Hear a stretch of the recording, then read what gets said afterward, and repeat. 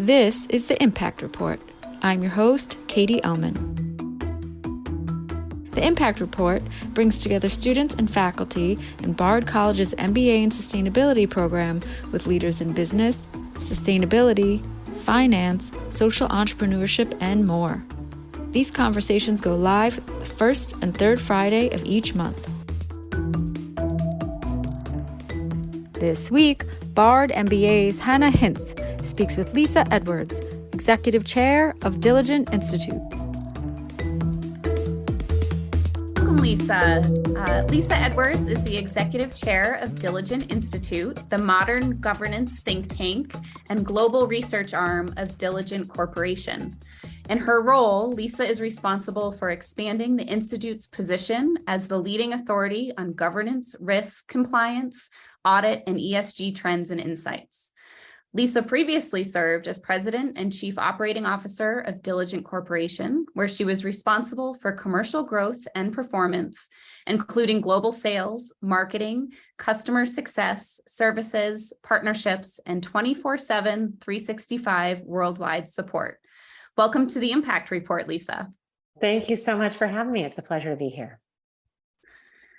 I can't wait to jump in and learn more as I'm on my own journey, shifting my career to more impact in ESG. So I'm going to jump right in and ask you to tell me more about the mission of Diligent Institute and how it's different from or complements Diligent Corporation. Sure. It is independent of Diligent Corporation, but funded and supported by Diligent, I would say. So what it is a global think tank for governance-related issues. We get into all of the issues of the board, whether that's enterprise risk management or DEI&I or ESG. And we do a series of original research, sometimes with partners like Spencer Stuart or corporate boards.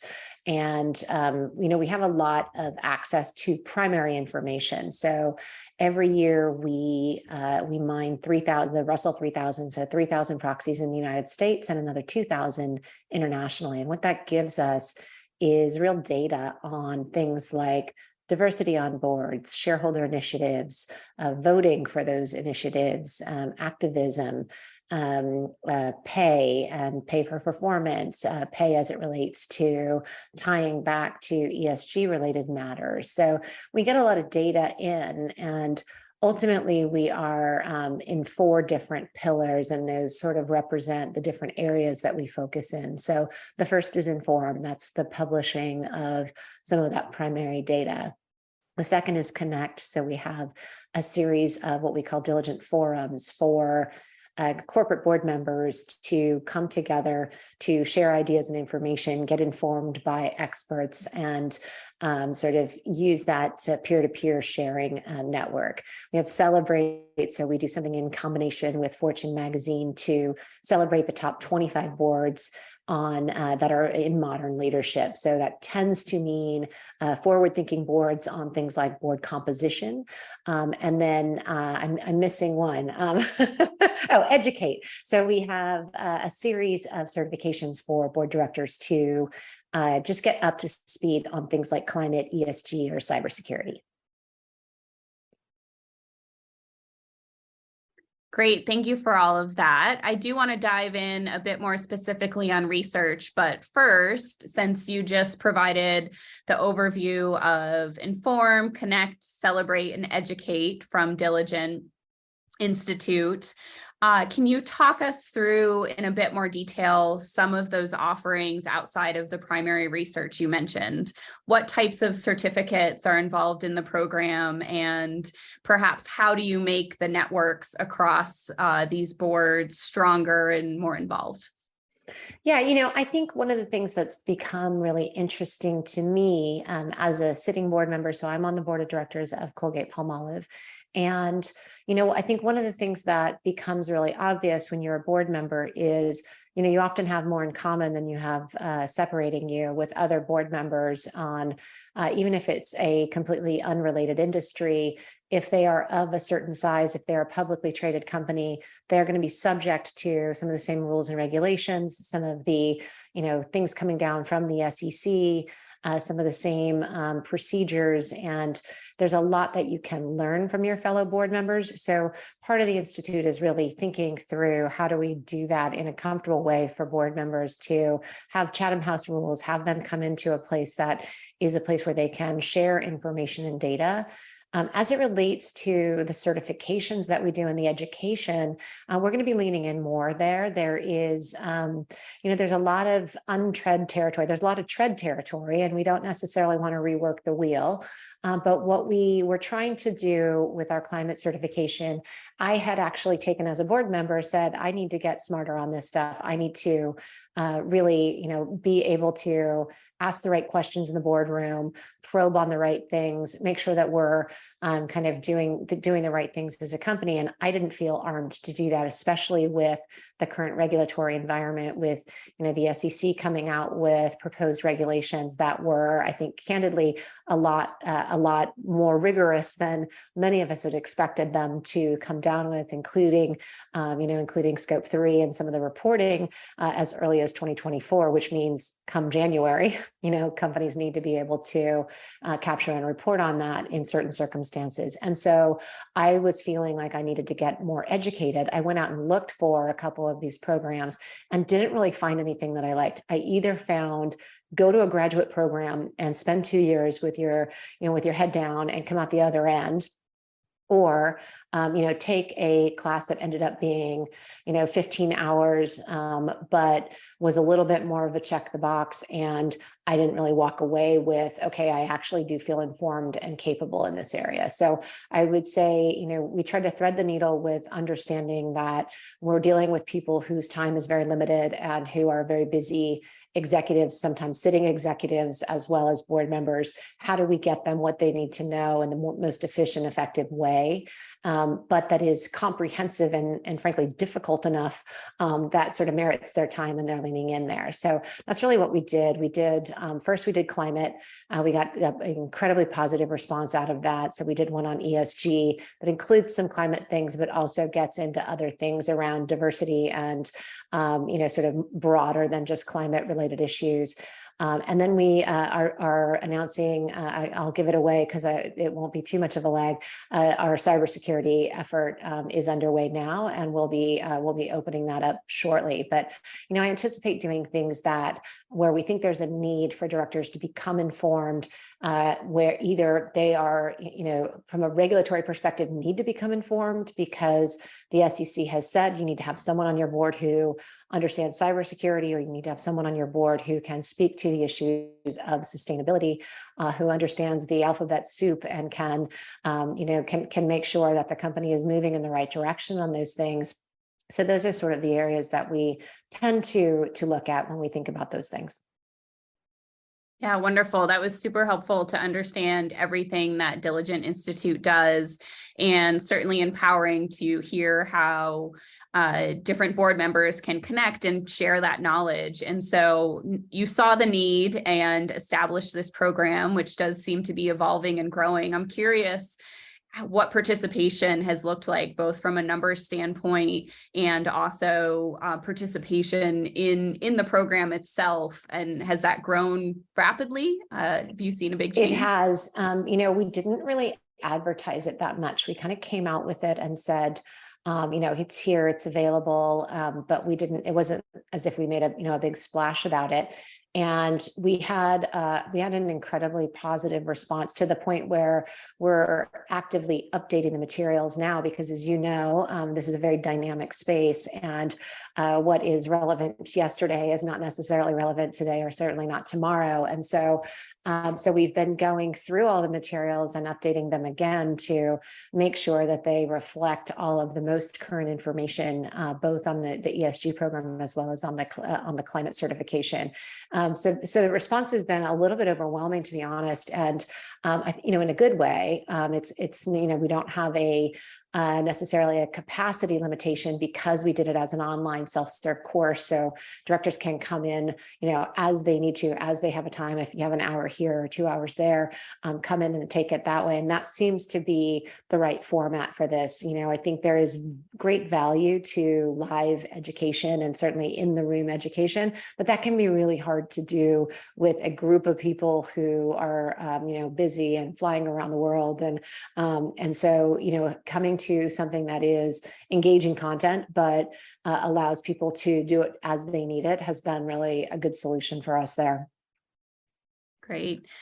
I think you've answered some elements of this, but wanted to ask how you feel Diligent stands out in this increasingly crowded market. We all are talking about ESG more and more. And so you've mentioned evolving your content and the way in which you offer that. But I'm curious what values you lead with and what you think Diligent really has to offer as a competitive advantage.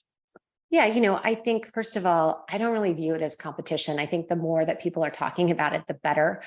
This is not a space where, there's a lot of hand-to-hand combat. I think where we come from is the more that directors know about some of these issues, the better off that we will all be, that our companies will be, and ultimately that the planet will be. So I think that, we do look for holes where we think there's a need and we try to fill those. But I think where we differentiate ourselves is we have sort of unique access to directors. So we have, 25,000 companies around the world that use our products with 800,000 board members that are, logging in and have us on their phone or their iPad.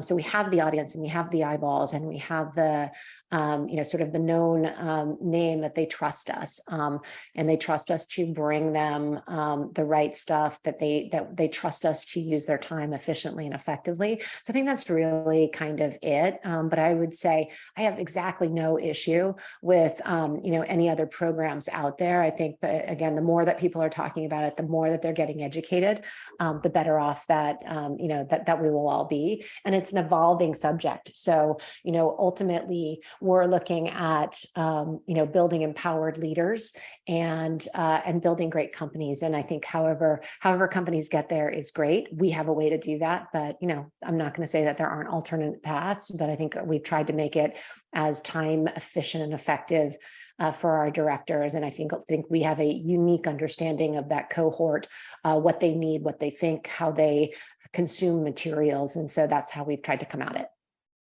Thank you. I love that answer, and also why I feel so empowered in the space myself, and truly agree that collective action is the only way we're going to get there. So thank you. Reporting seems to grow with significance every year. How have things changed since you started in this space? And maybe you can talk a little bit about, especially in regards to ESG and board composition. I saw that you recently posted a reason to celebrate women on boards from the EU Parliament's formal adoption of the new law on gender balance on corporate boards. So I'm curious, both global changes that you've seen, but also how that's reflected on the US stage.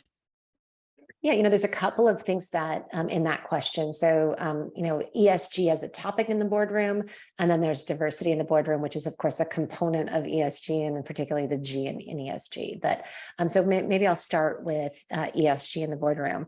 And what we're seeing really is a sea change there. So, a couple of years ago, pre-pandemic, there only about 20% of respondents said that they rarely or never discussed ESG in the boardroom. That number is down to 4% now. And my question on that is always like, who are these 4%? How can you never be talking about ESG in the boardroom? It's like literally almost impossible to avoid. And conversely to that, the percentage who say that they discuss ESG at every single meeting or nearly every meeting has doubled, and that's now at about 35%. So around a third of companies are talking about ESG related matters matters at every single board meeting, which is really astonishing. If you think back to 5 years ago, it really was not a topic in the boardroom, or it was a topic peripherally. For example, it might have been in a manufacturing company, they might have talked about, workforce fatalities or something like that. And it was like, okay, well, that's the, care of our employees, and that's sort of related to the S. So yes, of course we talk about it, but really companies did not talk about what are we doing on climate? Have we filed CDP? Do we know what we're doing as it relates to our, biodiversity? What about our water usage? What about our recyclability? Those are not things that companies talked about, much less some of the sort of COVID related, I would call, issues around human capital management, workforce retention, mental health, and things like that. So I think it's been, a real change. The other real change in the last couple of years is, of course, when Chairman Gensler came in 2020, he put climate change at the top of his regulatory agenda. So he actually put two things at the top of his regulatory agenda. One, we have seen the initial things on. The other, we are, kind of waiting to see what happens. The first was climate, and it was specifically climate, kind of in the Larry Fink climate, genre. It was climate as it relates to financial risk for companies and for investors. And I think the reason that has become so important to boardrooms and to the SEC is all good reasons, which is a lot of companies have self-declared or self-reported, and they've said, I'm going to be net zero in 2030, or I'm going to be net zero in 2020, or I'm going to be not 2020 in 2040, or I'm going to document my scope 3 emissions, or whatever it is. And I think where the SEC plays a role is how do we create a level playing field for investors, and how do we help them compare one company to another? And it's very difficult to compare one company to another if they all have different baselines, if they're all doing different reporting, if they're all doing sort of self-declared, like, yeah, I'm doing great. And so I think that was sort of behind, if I could read the tea leaves, that's sort of what's behind some of the proposed regulations from the SEC, which should be finalized. I had just heard someone say last week, they think it'll be finalized on Earth Day next week, because that'll be a year anniversary from when they announced the first set. So we'll see what happens there, but certainly there is more regulatory attention to that. That's always going to get a board's attention, because if it becomes the same as signing off on a financial statement to sign off on a sustainability report, there's a whole separate level of scrutiny that goes into that, including, having a third party audit those data, and really making sure that you understand the provenance, who's touched it, where did it come from, do you trust it? So I think that there's a lot of movement there. As it relates to ESG in the boardroom, around diversity, we've also seen movement there. So we now have in the high 20s in the United States in percentage of women in the boardroom. There's an interesting statistic that a friend of mine on the McKinsey sort of data side came up with, and she was sort of laying out the evolution of women as it relates to sort of how they show up in the boardroom. And you start at around 50-50 of the population. I would say you go back even further, you start at 60% of women are graduating from college in the United States. So at that level, saying that we have a pipeline issue is just simply false. There are more educated women at the college level than men at this point. And that's kind of a global trend if you look around, to, with some exceptions around the world, depending on women's access to education and things like that. But generally speaking, in the Western world, women are going to college, and they're starting in the workplace at around 50% of white collar jobs. But by the time they get to the CEO of publicly traded companies, it's less than 10%. And so and we've been sort of chipping away at getting into the boardroom. So now it's depending on how you cut the data, kind of in the 25 to 27% range. That varies a lot from companies or countries like France. In France, it's 42%. And the reason for that is it's, and 42 or 43, don't quote me on that one. I might be a percent off, but the French instituted a law a number of years ago to say boardrooms should be 40% women.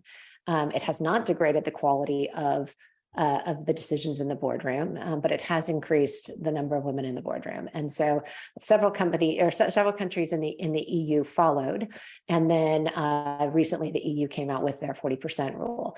And California did something similar a couple of years ago. It was struck down as not a legitimate law. So, but in the time that it did that, it actually did move the needle a little bit in terms of getting women on boards in companies that were based in California. So, I will leave for another day the whole debate on whether it should be a regulatory issue or whether it should simply be the right thing. The way that I think about it is, if you have a boardroom that doesn't reflect what your employees look like, or what your customer base looks like, or what your supplier base looks like, can you really be sure that you're asking all the right questions and representing those, those voices adequately in the boardroom? And I would suggest that the answer to that is no, and that's why you want to have more diversity in the boardroom. But I do think we're making strides. The other thing that's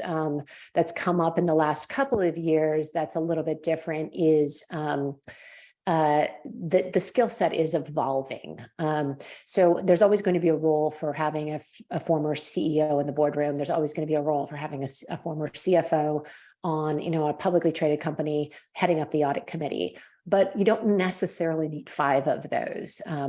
Having folks with more recent operating experience, having the Gen Z that has digital natives on the board, having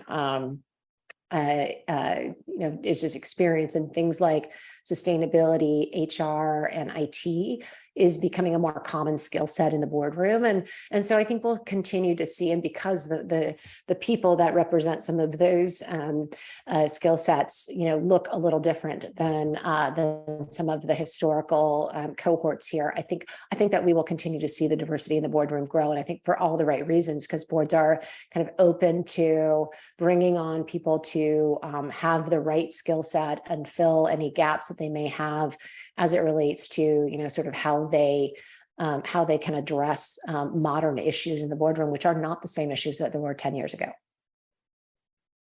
Yeah, and building on that, I did see from some of your research that more directors are also reporting that environmental goals and social targets are tied to their executive compensation. They are, this has been an ongoing debate, and it's a little bit, I would say it's a little bit fuzzy still, in the following way. A lot of the companies that do tie some sort of ESG related metric to executive comp, they tend to put that kind of in the other bucket. So there's your hard goals around, top line, bottom line, maybe organic growth or something like that. And then there's sort of the other stuff, the KPI related things. And that's where ESG has tended to show up. But it is showing up more, and it is becoming something that more boards are looking at and more companies are looking at. So I think we will continue to see that trend. I do think it will continue to be, on those metrics that are more easy to measure and monitor, because, when you get into compensation related issues, it becomes very important to say, does everyone trust the data? Does everyone understand the baseline? Does everyone understand the goals? And so, every time we inch slightly closer to some of those, compensation related things, it sort of pushes the needle a little bit more on, all right, let's talk about what we're really talking about here and get very tactical on what we're measuring, which I think can be very helpful. Great. So I want to spend some time diving into the annual report, what directors think. So Diligent Institute releases this report, which surveys U.S. public company board members to take their pulse on issues that are more prominent in the boardroom. There was a lot of interesting takeaways in the 2022 report. And you mentioned earlier cybersecurity being one of those areas that is emerging. So tell us a little bit more about that report and an overview of the findings, or also leaning into maybe what that means that we're hearing more about cybersecurity. Yeah, it's cybersecurity is certainly top of mind for directors. We ask directors in the report, what is the most challenging issue that you or your board is facing, and cybersecurity came out at number one. So 41% of directors said that was their most challenging issues. But second place, and I think this is again a COVID related thing that we may see come back down to historical levels. But second place was talent and workforce. So things like hiring, upskilling, safety, diversity were quite high this year, as well as culture. So those are the top three. And then boards are always kind of concerned with things like, leadership and board composition, compliance and regulatory. Another one that came up and has inched up every year is climate and environmental risk. So that was up at 18%. So, I think it was a little bit prescient that, cybersecurity was so high on the list this year. After Russia invaded Ukraine, it was unprecedented. The first time that Homeland Security had ever reached out directly to directors in a letter to directors saying, it is time to make sure your shops are in order. You need to be, talking to the companies that you're on boards on, and making sure that that people are prepared, because we view cybersecurity in this current macro global environment as incredibly incredibly important. So that was I think as I said, unprecedented, and I think it points to the fact that we will continue to see cyber up there. But the talent related things, I don't think I do think there was a COVID angle to the talent stuff, in that we had the Great Resignation, then we had sort of the Great Malaise, and then we had now we're having I guess the Great Layoffs or something like that, if you're close to Silicon Valley like I am. So it's I think things like real estate and back to work and workforce policies and access to talent and all of those things have changed, and sometimes in a very exciting way. Like, you don't have to, folks that have learned how to run companies on a more remote basis and can get talent that maybe they couldn't get before because it was in a different country, it was remote, it was somebody not willing to move to a major city, but was perfectly happy with their life in Iowa or whatever. Now those folks can work for a company if the company can kind of figure out the right path forward from that. So I do think that we'll continue to talk about talent in the boardroom, and that it sort of kicked off that conversation in an interesting way because of COVID, but I don't think it will stop. The other thing that I think a lot of boards are talking about, and this, I think because some of the supply chain issues happened after that report, I would say, may reflect more in next year's report. But I think supply chain became a huge conversation in the boardroom. I think most companies, especially companies that have manufacturing, so they rely on getting materials from somewhere to make something to sell. I just don't, I don't know how you would have ever anticipated some of the crazy that happened in the supply chain area last year between COVID shutting down plants, and not being able to access stuff from certain parts of the world, places on curfew and only being able to have one shift where you used to have 3 shifts. So what does that do to the quantity of goods that you're putting, to then, a ship T-boning itself in the Suez Canal, to, the issues of not having people to unpack it in Long Beach. And they just kind of went on and on. So I feel like these chief procurement officers and these supply chain officers have been in the boardroom probably more than they're comfortable with in the last, 18 months. But I think, a little bit of that will probably continue. And I think boards are probably looking at how do you balance things like, maximum efficiency, which might mean, making one specific thing incredibly well at a low cost location, to maximum flexibility, which might mean it costs a little more to have a more flexible manufacturing line, but you can quickly pivot between 2 different countries if one country has an issue. So I do think that that's another thing that is going to be top of mind for boards in the coming years. Our BARD MBA in sustainability grounds itself in building leadership skills for change. So what would you offer to those starting out in their careers or mid-career switchers?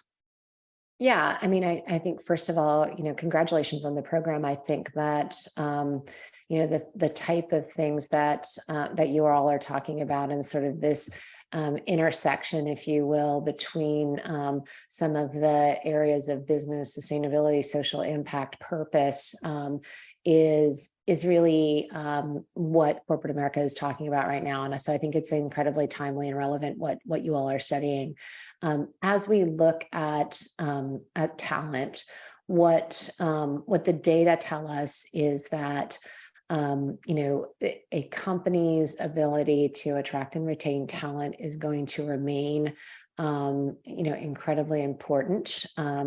Obviously, right now we have some macroeconomic things going on around, I think the conversation being profitability has come more than ever into the boardroom. And for a public company, profitability is always going to be an issue. But I do think that in this environment, the expense line has become as important to boards as the revenue line in some ways. But I think as you pivot into new opportunities out of an education, either here or graduating from undergraduate or a business school program, I think having armed yourself with some of these like new type of skills, as well as just domain expertise, is it makes for a very valuable employee.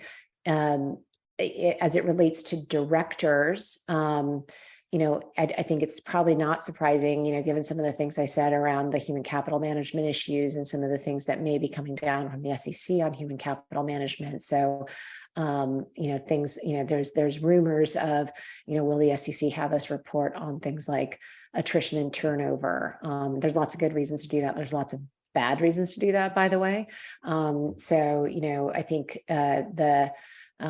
whenever a company is asked to report on some of these things, you always have to look at the unintended consequences. So let's just take that one, for example. If you say, okay, companies need to report on their attrition numbers and how many people are leaving the company, the question would be, does that make companies more reluctant to let go of bad performers because they don't want to, trigger some comparison that they don't want to have to deal with on an earnings call or something like that? So, I think they'll have to figure all of that stuff out and see what's relevant and what's not relevant as it relates to some of the talent reporting.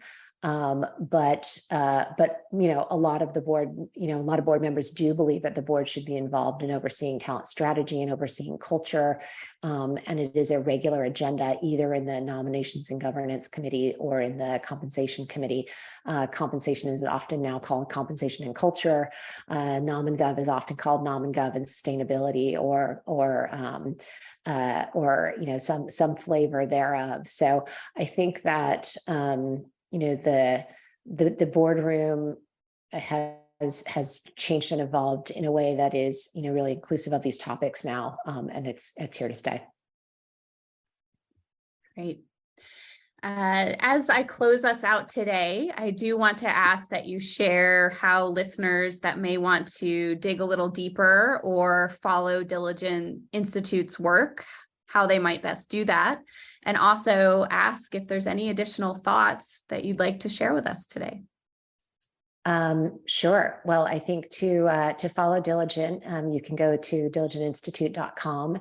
And on that website, we publish a lot of original research. So you'll find this report that we've just talked about. You'll find a diversity on boards report that we did with Spencer Stewart earlier this year. We have ongoing kind of pulse checks with how directors and leadership are thinking, and that could be helpful for people looking at whether you're at an entry level or you're on a board, thinking through just what are the topics that people are talking about. I tend to publish a lot of things on LinkedIn, so you can follow me on LinkedIn. I think I'm Lisa Edwards SF, but Lisa Edwards Diligent will find me. And then diligent.com also has some insights and reporting on our board. And then just in terms of closing out, how to be thinking about this, as I said, I really think that, we are living in a unique time where these are important conversations, and not just boards, but companies are really tying back to purpose. I had the conversation last week with a board member on multiple Fortune 500 boards, and she said to me, and it was a little bit wistful, to be honest. She said, when you ask a Gen Xer to jump, they say how high. When you ask a Gen Z to jump, they say why. But I think companies and boards are evolving and saying we need to tie back to purpose. We need to understand why we're all here and what we're doing and what we're doing it for. And that's good for us. It's good for our companies. It's good for our employees, and it's good to attract the best talent who's passionate about what they do. So, I think it's a great conversation to be having, and I wish all of the program, the BARD program, the best of luck, because I think it's a great set of skills that you'll be graduating with.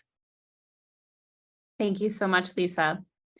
If you have the time, I actually do have one more question. So, Diligent Institute focuses on collaborating and collective action and education for board members. I'm curious how Diligent encourages boards to include a broader stakeholder group, both in their decision-making and knowledge gathering.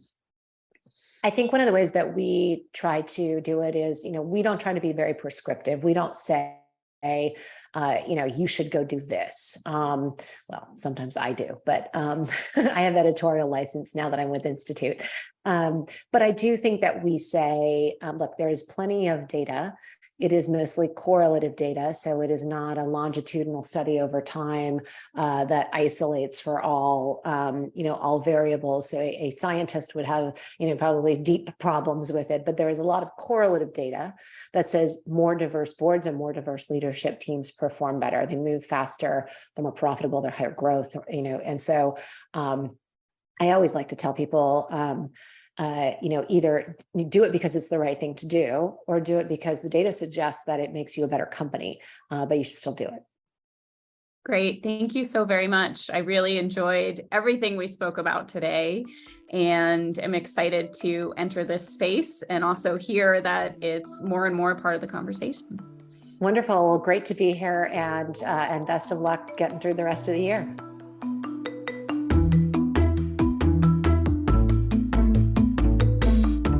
We appreciate our loyal Impact Report listeners and hope you can help us spread the word about the series and the important sustainability work of our guests.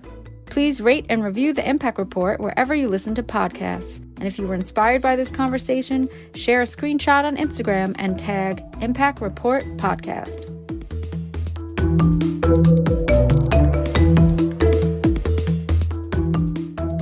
Learn more about the Diligent Institute and the topics discussed in today's episode by visiting diligentinstitute.com. And be sure to head to greenbiz.com or impactentrepreneur.com to read a recap of our conversation.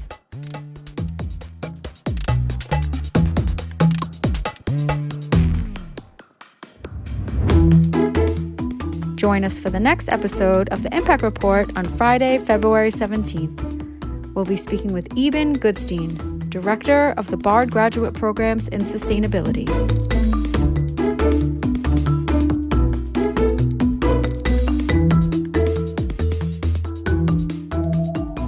Interested in learning how you can launch a high-impact, purpose-driven career in sustainability? Check out the resources page from the Bard Graduate Programs in Sustainability for access to free resources to jumpstart your career. Hear from leaders in the fields of climate change, consulting, impact finance, circular economy, and more about how they launched their careers and the tips they have for you to join their industries. Visit gps.bard.edu/resources today.